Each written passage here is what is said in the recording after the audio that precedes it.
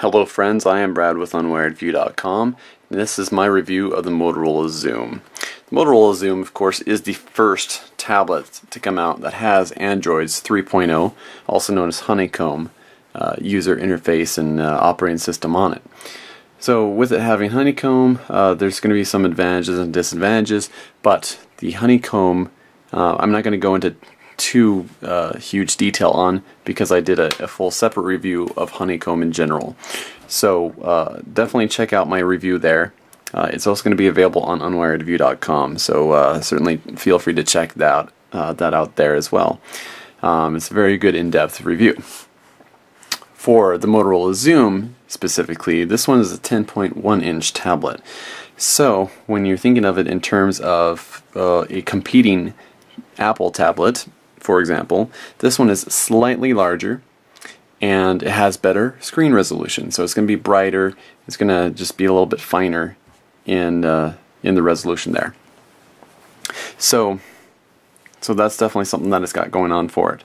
Also, just being the very first Honeycomb, it is on Verizon's network. Now, a side note on that is Verizon's 3G network that is currently on, but it is going to be upgradable to 4G. The concern here is that you actually have to send it in to have the LTE put in there. Now, it's going to be nice having the LTE. That's going to be super fast speeds. So you'll definitely want to take advantage of it, but you are going to be without it for 6 to 7 business days. So the question you got to ask yourself is this something worth getting before that upgrade happens, or should you just wait until it's naturally a 4G tablet and then buy it? Well, that's certainly up to you and what your tablet needs are, if you have any, or if you're just really aching to get your hands on Honeycomb. Well, at this point, this is really the option for Honeycomb. Naturally, that's going to change over the next couple months, but again, how impatient are you? That's really what it comes down to. So that's the thing. It also does not have Flash currently, Flash Player, but on March 18th it will. So if you're watching this video after March 18th, just forget everything that I just said. So it's time to actually go in and take a look at the Motorola Xoom and see what kind of specs it's got and just take a look at it in general. Like I said, Honeycomb, that's a different story, so we're not going to really just judge Honeycomb. But we're going to go into everything else about the tablet. The Motorola Xoom, we just covered 10.1-inch screen. It also has a Tegra 2 dual-core processor in that. Now it's running at a processor speed of 1 GHz, but the dual-core does help make it a more powerful and faster processor than just the single-core 1 GHz that you would find in other smartphones. But with the Honeycomb tablets, most Honeycomb tablets that are going to come out, I have a feeling, are going to be dual core, because you're going to have some great capabilities here, some great games that you can throw in, and it's just not going to look quite right if you don't have the dual core. So Motorola Xoom, the Motorola did the right thing by throwing that Tegra 2 in there. Now, just looking at the outside of this thing, you can tell it's rather minimalistic, and the Motorola did that on purpose. There's just a few things on the sides that you can tell are in there. So for example, you have the 3.5mm jack, and this one here is a SIM card slot for when it's time to get the LTE. So that's key right there. And then you also have the volume adjustments and the connector cables. Lots of connector cables to choose from here. So you have your mini HDMI, your micro USB, and you also have a really odd charger port, which is actually very, very eerily reminiscent of Nokia, which kind of concerns me actually. Like, why didn't they just make it micro USB charging? It must have just been such a huge tablet, huge battery, that that just wasn't going to work out okay. Not sure there. But where would you think the power button is? On this one, my natural instinct was to look all around the sides. Oh, it's got to be something right here on the sides.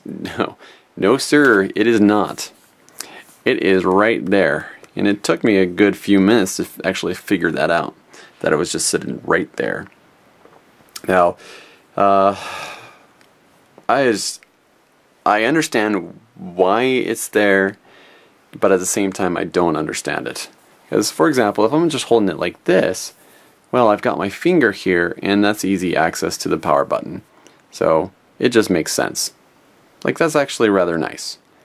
However, if I am just, let's say I just have the tablet on a table, and I'm just playing around with it, it is a pain in the neck for me to actually have to lift up the tablet a little bit and press the button to get it unlocked. I know, that seems like such a whiner thing to say. Like, oh, I can't lift it just a little bit off the table. Oh man, I'm so lazy. But at the same time, when you're doing things, it just gets in the way. So that's my 2 cents about it. And I kind of wish that the placement were a little bit different. But at the same time, I can understand why the design's like that. And I can understand that some people would absolutely love it placed there. So, for what it's worth. We also have a 5 megapixel camera in here, as well as a frontward facing camera. Dual LED flash, which is really nice. That's going to come in handy for some good pictures. And some speakers. So, that's a little bit about the outside of the Xoom there.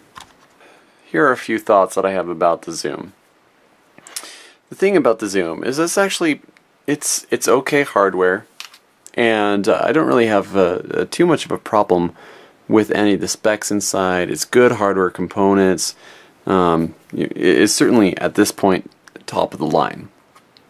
The concern that I have with Motorola and coming out with the Xoom is you can tell that Motorola is in a hurry. They wanted to get this tablet out before the iPad 2 came out and before any of the other Honeycomb tablets. So they wanted to be the first. And I have a certain amount of respect for that, but the problem is you can tell. You can tell because there's enough things missing from it that Motorola just felt like, oh, well, we'll just go back and fix that later. We just want to get the product pushed out as fast as possible. Yes, I understand there's not going to be a perfect tablet or perfect product. Like, you're going to have some imperfections in it when you release it. But I think there's just a few certain things in here that you just should not go without. For example, at CES, they were touting this as a 4G tablet. And yet it comes out as only 3G. Saying, yeah, in 6 weeks you'll be able to send it in and not have it for a whole week to a week and a half of your own time while we go ahead and put 4G in there. Like, really? It's never been done. It's unheard of. And yeah, it's free and all, but like, how much easier would it have been for everybody if you had just waited a few weeks to actually get it pushed out with the LTE thrown in? Same thing with the flash, and certainly that's more of a Honeycomb limitation, but at the same time it would have been nice to have this with the flash at the time of release. And so if it just means releasing it as soon as it's available, in this case March 18th, I think that would have been another advantage to it. The other one is the retail cost of $7.99 is rather outlandish, and it's just hard to believe that there's going to be other Honeycomb tablets that have the same exact specs that are not going to see this, laugh at Motorola, and just come out with their tablet for a much lower price and completely throw them off the competition there. So, those are a few notes about the Motorola Xoom. Now, with that said, it sounds like I'm being pretty harsh on Motorola. And in some ways I am. As far as the timing of the release, I just think it would have been much better for them and for everybody.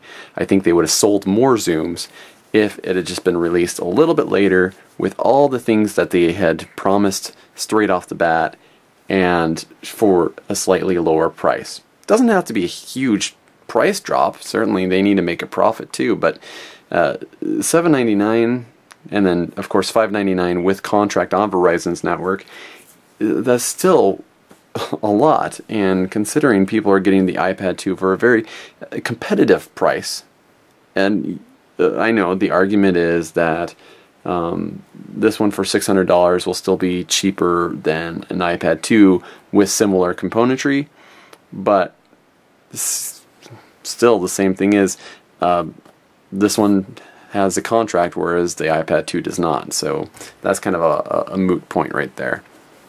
So I understand all the different arguments for that, but yeah, that's my 2 cents about the whole thing. Is I think it would have been much better off. It would have been a more finished product than it already is, if it had just come out a few weeks later. And I think it would have just been a key difference maker for the sales of the Xoom. So now I've gone through some of the negative things about the Xoom, mainly the timing and the pricing. But let me go through some of the pros, some of the things that I liked about it. Number one is having the Honeycomb on here. Always a good choice. Certainly having Motorola come out with the very first Honeycomb tablet was a huge competitive advantage for them. The Honeycomb interface is actually pretty nice. It's still brand new to me, so I'm still learning all sorts of new things about it. But all in all, it's still got that same kind of Android feel, just a few different tweaks that I need to learn. Also, the Tegra 2 chip in here, you can definitely tell that it's a dual core. Going in and playing different games, so for example the Air Attack is one example where going in here you can actually see it's very, very smooth. So I won't go in and start playing it, don't worry. Another area to talk about in this one in terms of overall performance of the Xoom is the battery life. Battery life is it's average. I've been using it hit and miss here ever since this afternoon, and so far it's at 57%. 57%, that's okay. I mean, I haven't been doing anything graphics intensive, so not a whole lot of games today, just mainly a bunch of browsing and just getting things done in preparation for my reviews here. And so the battery is not as long as I would like to see it last for moderate use. So that's another thing to keep in mind with the Xoom as well. So just a few things. Certainly catch my full review of the Motorola Xoom on our website, unwiredview.com. My name is Brad, and thank you again for joining us today.